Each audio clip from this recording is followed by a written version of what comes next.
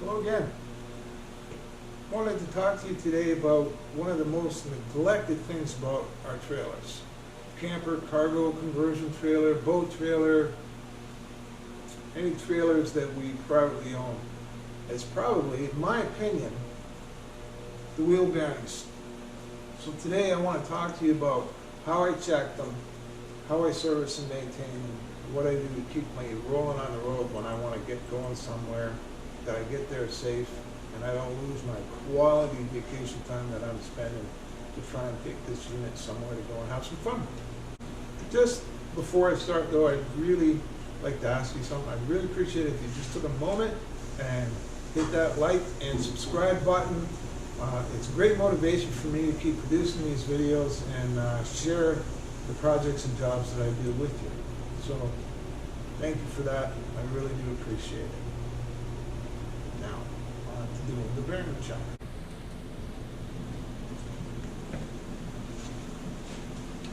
So a real simple and easy way to check them is you jack the trailer up, get the wheel off the ground, put some kind of safety device underneath the frame so if that jack fails and the trailer comes down, you can get a jack back under it to get it up again, and hopefully if it ever did fail, you don't get hurt in the process. So I use an axle stand. You can use a spare tire, lay it on the side underneath the frame, a piece of a tree stump, a big log, anything you can get your hands on just to make sure this thing is safe when you're working on it. But to check the bearings, one thing I want to look for is like lateral movement. So I'm going to grab the tire and I'm going to push in on one side and pull out on the other and try to rock it back and forth to see if I have any kind of free play there. I shouldn't. Now, I don't know if you can see the movement there, but it's a little excessive to me. It's a little loose. It's not much. And that's normal because they're not supposed to be really tight or they'd overheat and burn up. But it's got me curious enough that I want to go in and have a look at it. Another thing, just give it a spin. Listen. It should be nice and quiet, and it should move really freely. You don't hear any kind of crunching or any kind of drag. Real nice, smooth action. That's a good sign your bearings are still okay. I didn't really think you'd want to watch me taking the tire off, so I just did that off camera. But what I've noticed in the meantime, the tires look decent. There's probably only 30,000 miles on them. But they're old. Sidewalls are good. There's no checks in them, but I looked down at the tread, and I think you can see those cracks in between the treads. So it's scrap. I'm going to have to buy 2 new tires for this thing. So here's the wheel hub underneath the tire. First thing to get out the bearings, I got to take this dust cover off. It's just called a dust cover because that's all it's there for, just to keep the bearings clean and dry. So I'm just going to take a pair of side cutters channel locks and rock it back and forth. I don't want to dent it. They're just tin, pretty thin. And I want to reuse this one. So that's all there is to it. It's just a hollow cap.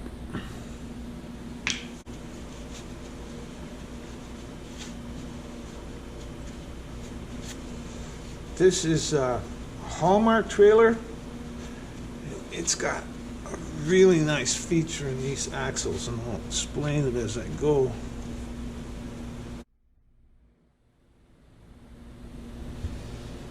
There's a little locking clip here on the nut to hold the adjustment, and you just have to get underneath it with a little flat bladed screwdriver and pry it out gently. Don't damage it if you can help bending it. Nice and easy. That locks in the little flat spot on the axle right there with this little blade inside it.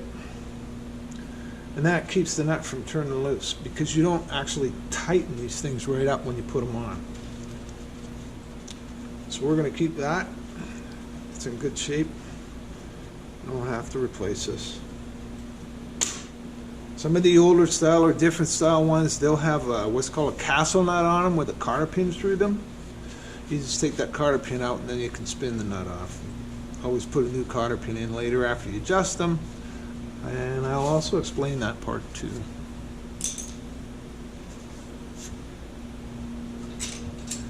That nut won't be tight. It should be easy to spin off. You can see. So spin her off by hand.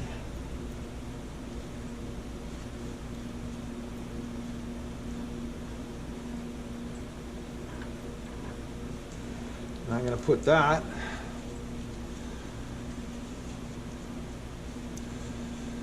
somewhere where it will stay nice and clean and safe. So up on top of the fender makes a really good storage spot. And then if you get your hand underneath it and just give the hub a little shake or pull a little bit forward, the front bearing or outer bearing will fall right out. There's a spacer washer there for it to ride on too, so make sure you don't lose that.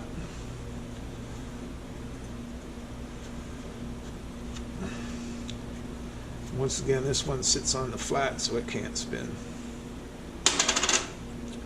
There's my outer bearing. Put that in the cup. Then you can pull the hub right off and you're up and clear. This axle shaft, I'll show you how it works. It's really a nice setup. I love it. Thank you, Hallmark, for designing that. And I didn't even realize I had these when I bought it. The trailer's about 12 years old.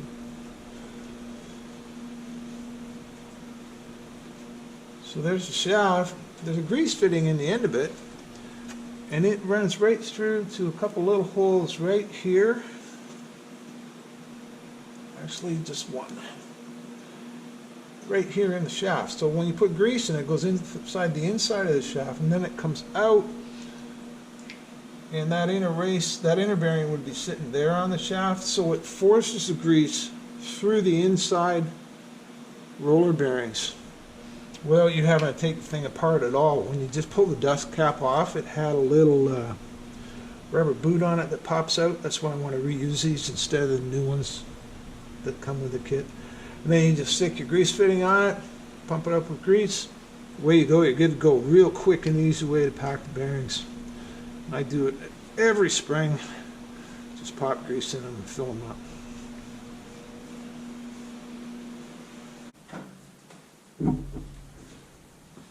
So I just clamped the hub into a vise here so I can hold it still while I work on pulling the seal and the bearing out. Be careful when you're handling the hub, moving around. You don't want to drop it or damage those threads on the studs underneath here for holding the wheel on. And you'll have another problem. Just take any kind of a pry bar. The seal here is just press fit in. Give it a couple of little nudges.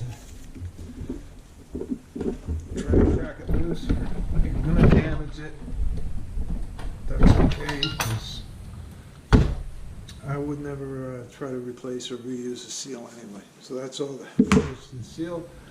And then your inner bearing is right there.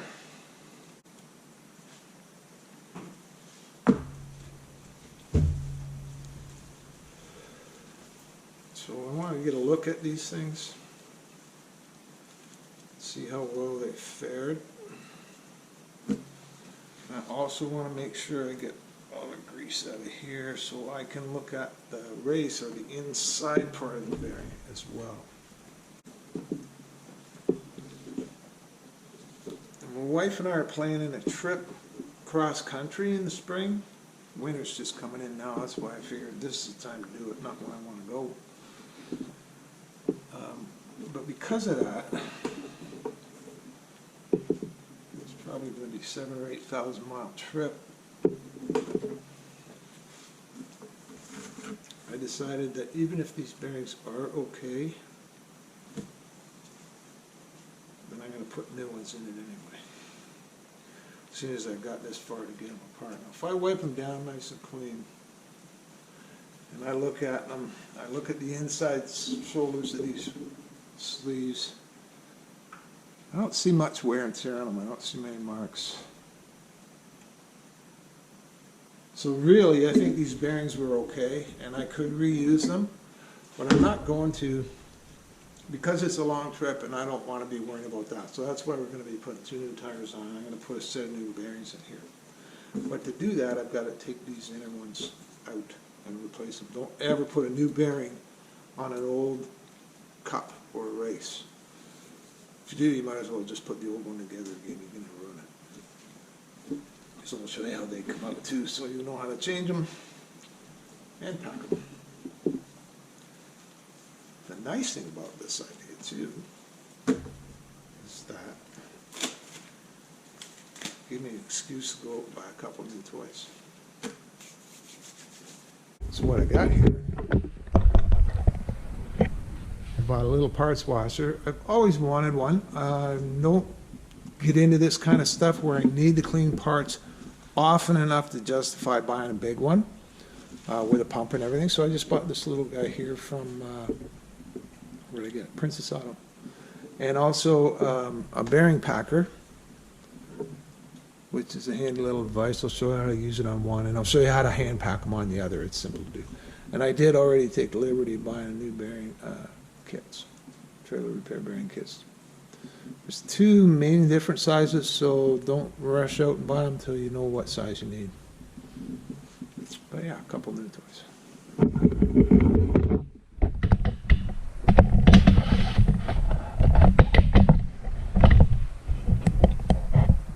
I want to see what's in this box.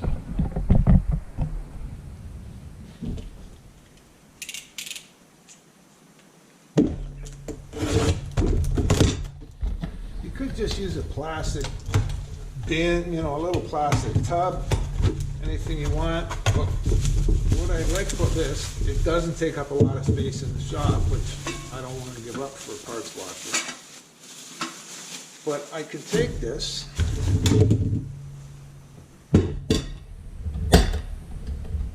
use it. Got a nice little removable tray to pull your parts out. I can wash my parts in it and close it and store it. I don't have to change the fluid. I can seal it up and it's nice and safe, and it's just doesn't take up a lot of space. So I love that feature about it. The bearing packer's kind of neat.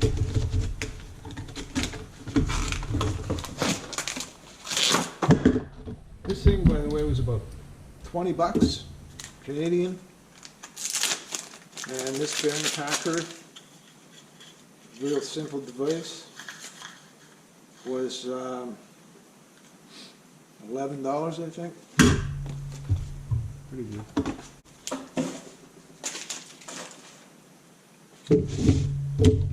In the kits, comes with brand new bearings and the race, and they're matched to each other.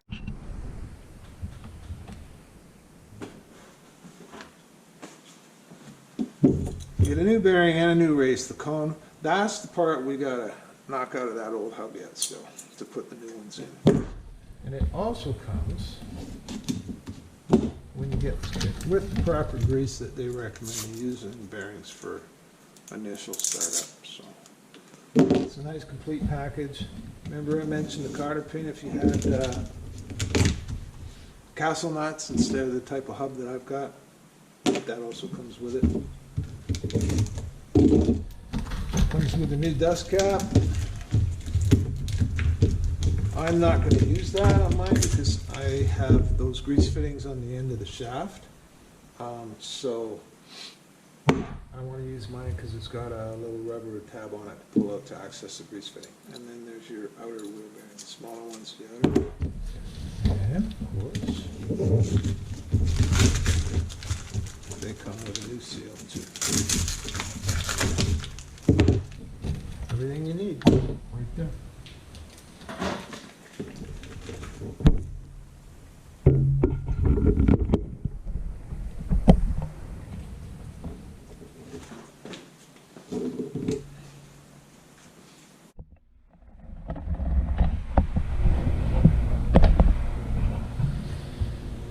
that race in there, this is the new one, has a nice flat surface on it, and if you look inside that hub, you can see there's a little edge of it that I can still access from the inside. So what I'm going to do is just take a drift punch and get on the edge. See how it just lands on it, and just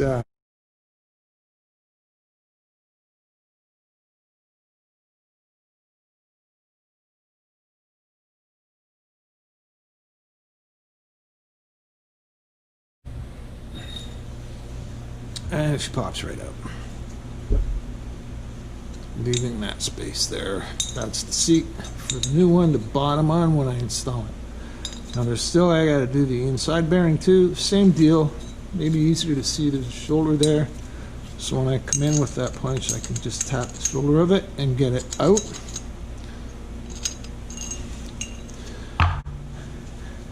Basically, it's called an interference fit. The outside of this bearing that fits in that hole in the hub is about maybe 3/1000ths of an inch or so bigger. So you jam it in there and it won't spin or move. That's called an interference fit. So I got one out. Now I got to get the other one.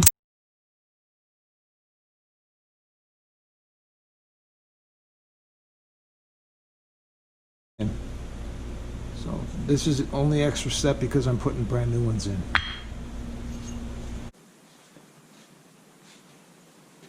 So to put the new race in, take the nice new one, drop it into place in that hole. Make sure the taper side is out, because if you put it in that way, it will go in, but you'll never get the bearing in it. So make sure that taper is out. Set it in the spot. I'm in a bit of a hole there.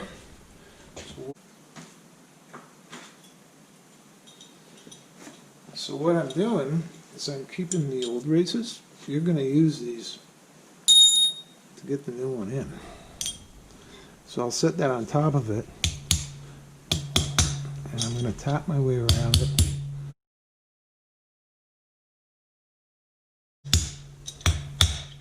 I want to make sure when I do get it all the way down that it's sitting on that shoulder there, and it's seated, bottomed.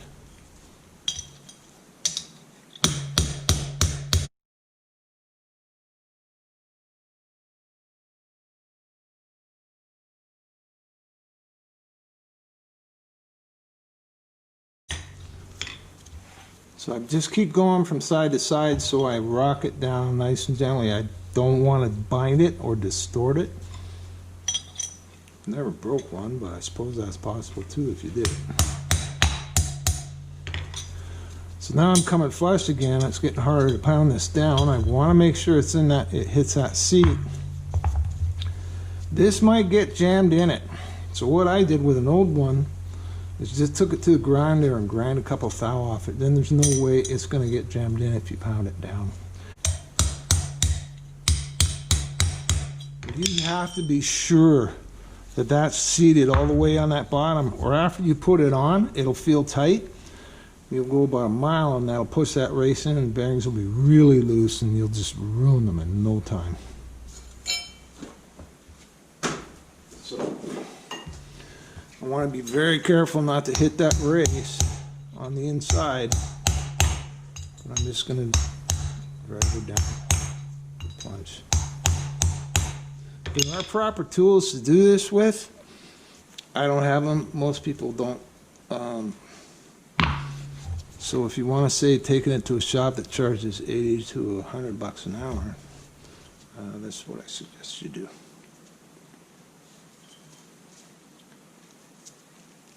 And flip her over, do a small one.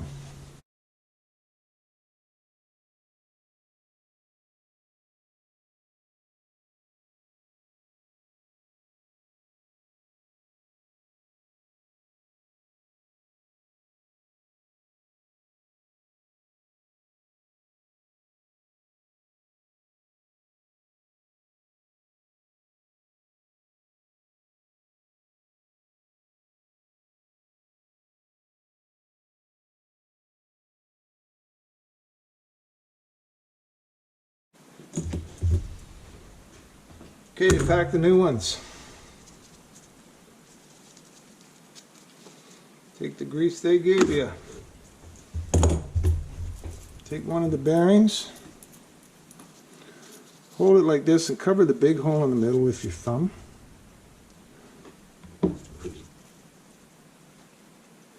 Take that grease, lay it in your palm, and then take that bearing and push that grease up in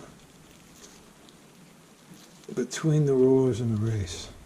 Don't just wipe it around the outside. You really need to get it inside so you have no bare metal touching, making contact when you first put that wheel on and start spinning her and put a load on it. So that's all there is to do it that way. Hand pack them. Nothing much to it. There's the one. That's the outer.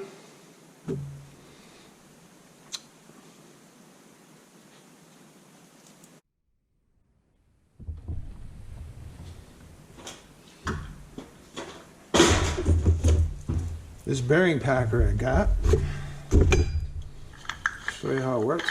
Pretty slick. All you have to do with it is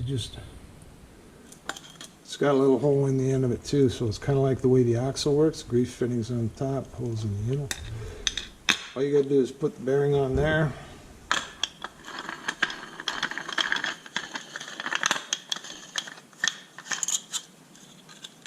Get it centered in there and squeeze it tight. Not real tight. And then put your grease gun on it. Pump away.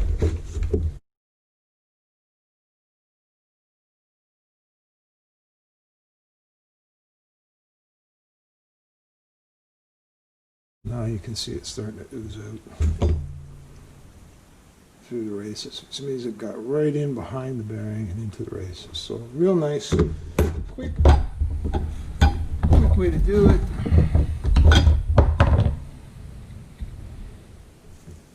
If you don't have the tool, you don't want to use the tool, it doesn't matter. It's really not hard to palm it. And there's the bearing. Pull her off.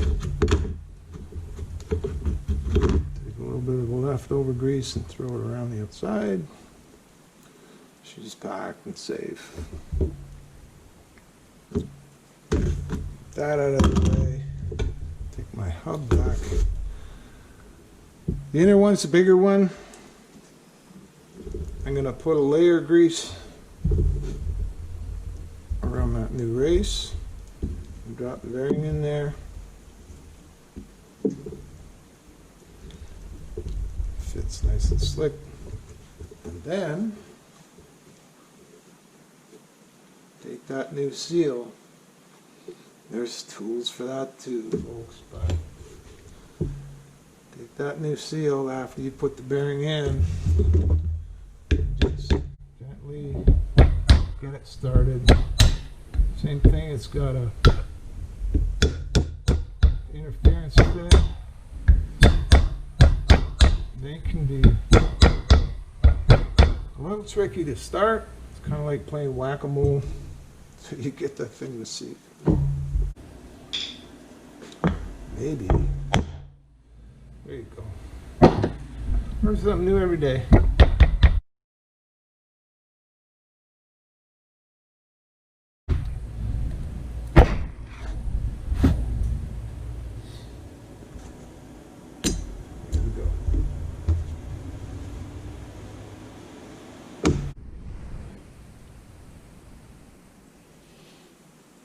So back at the trailer, here's the old hub with the brand new bearings in it.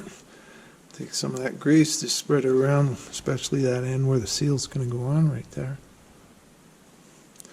Take the hub, slide it over the shaft, don't want to drop this bearing. Wiggle it on, push it into place. Take the outer bearing.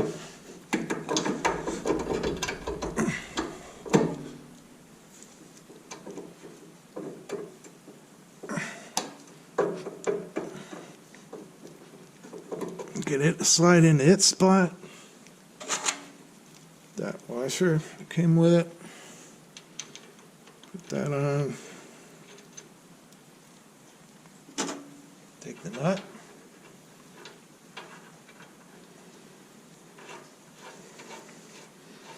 Now here's how to get the adjustment right.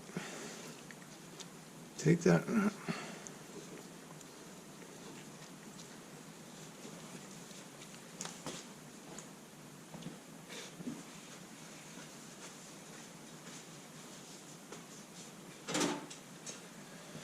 Take your big adjustable or channel locks or whatever you used. Grab that thing.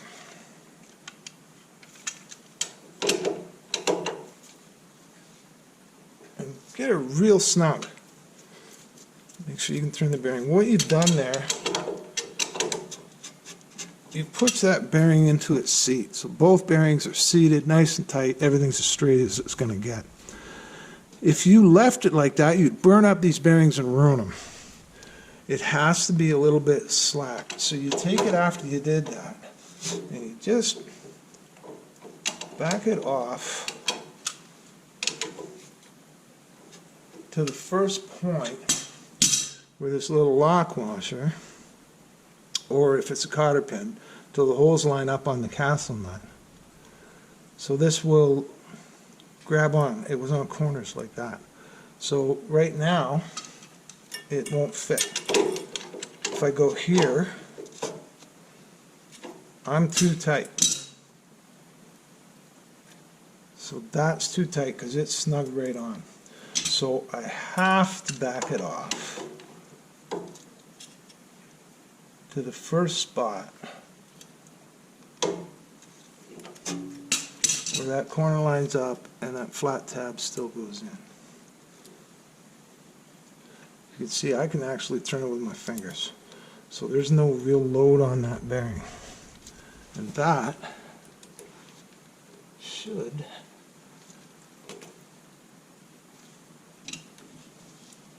pop in there.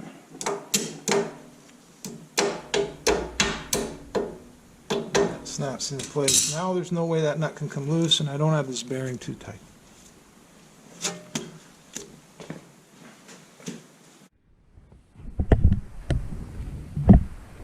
They're already packed and fine, but I'm just going to put a little more grease in through that shaft.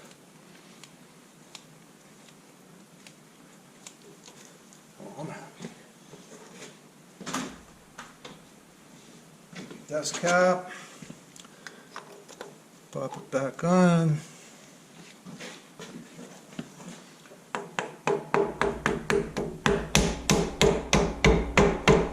You're ready to put the wheel back on.